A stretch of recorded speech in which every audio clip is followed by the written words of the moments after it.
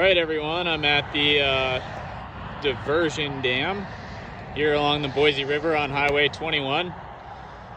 And here we can see some more of the canyon filling basalts that we saw on Highway 21 up towards the Arrow Rock Dam exit.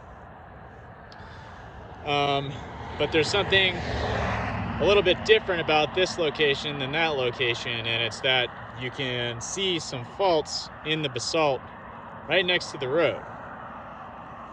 So what we're looking at right here is actually a normal fault. As I mentioned earlier, the canyon filling basalts are caused because crustal extension, or pulling apart of the crust, allowed magma to make its way to the surface and flow out as lava flows that form the basalt. And as the crustal extension was going on, that causes faults in the brittle crust. And in this case, it caused a fault in the basalt itself that formed from those lava flows.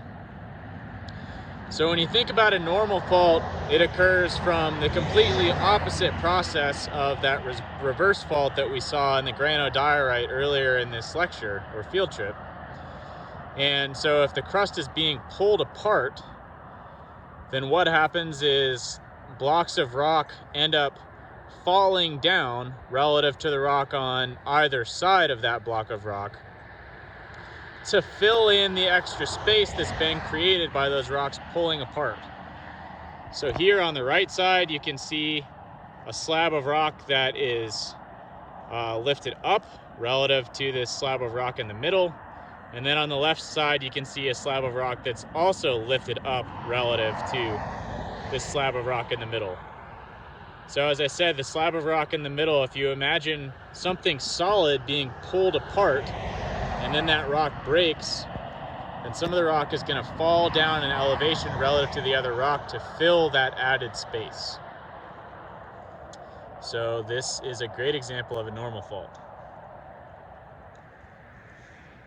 So I'm going to walk over here and take a little bit of a closer look at some of these basalt flows. I want to show you what the individual basalt flows look like so you can pick out individual flows yourself, and then show you another geologic feature over here as well. So here you can get a better view of those individual basalt flows that I was just speaking about. I'll zoom in a second, but before I do that, I want to show you that this block of basalt as well is part of a series of normal faults that you can see along this valley. So the individual basalt flows that I'm going to point out on this fault block here are lower in elevation relative to this fault block. And then on the other side of that fault block is the normal fault near the diversion, or near the spillway there that I was just talking to you about. So when you have crustal extension, a lot of times you get a series of normal faults like this. It's very common actually. So zooming in here, you can see 3 individual basalt flows. Hopefully you can see that. And you can see lines in between those 3 individual basalt flows. You may notice that the lower line in between the basalt flows is fairly straight across, or horizontal to the ground surface, versus the higher line is not. It's sort of curved. And the reason for that is that the higher line, or the highest basalt flow there, represents a basalt flow that came from a different valley and then flowed into the Boise River Valley here. So it was actually a tributary to the Boise River at one point in time, and that got infilled with basalt. And you'll notice that that's much higher in elevation there than where the Boise River is today. And to sort of further validate that hypothesis for you, if you look across the road from this location, below the basalt flows up there, you can see that there's a bunch of sand and gravel and cobbles that were deposited by the Boise River at some point in the Boise River's history.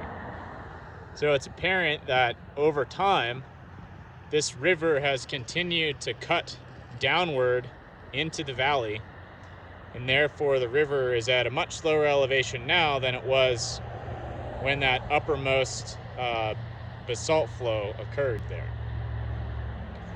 So now I'm gonna take a walk across the road, and we'll talk about some of those sand, gravel, and cobble deposits from a more from where the Boise River deposited those sediments a long time ago.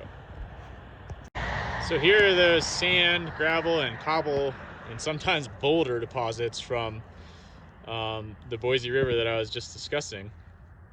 Now, you'll notice that some of the sizes of these rocks are much larger than the sizes of rocks that you see being transported by the Boise River today.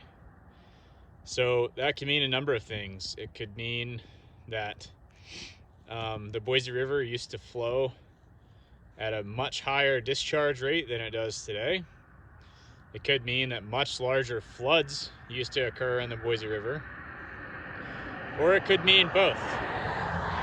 And if you learn about the paleoclimate of this area, I think that you will come to find that it's actually both.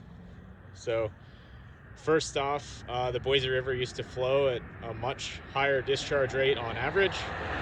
And then secondly, we've installed dams along the Boise River now that help with flood control, as well as help conserve water for irrigators and generate electricity. And so the Boise River doesn't flood the way that it used to. There's another feature in these deposited sediments from the Boise River many years ago that's interesting to look at. And that's sometimes when you see the cobbles especially, but also gravels, and you take a close look, they're sort of stacked on top of one another. And typically, when you look at how they're stacked, there's sorry about that. Let me zoom back out. They're sort of stacked so that the rock behind the rock in front of it is pointed upwards like this. And that's called imbrication when they're stacked like that.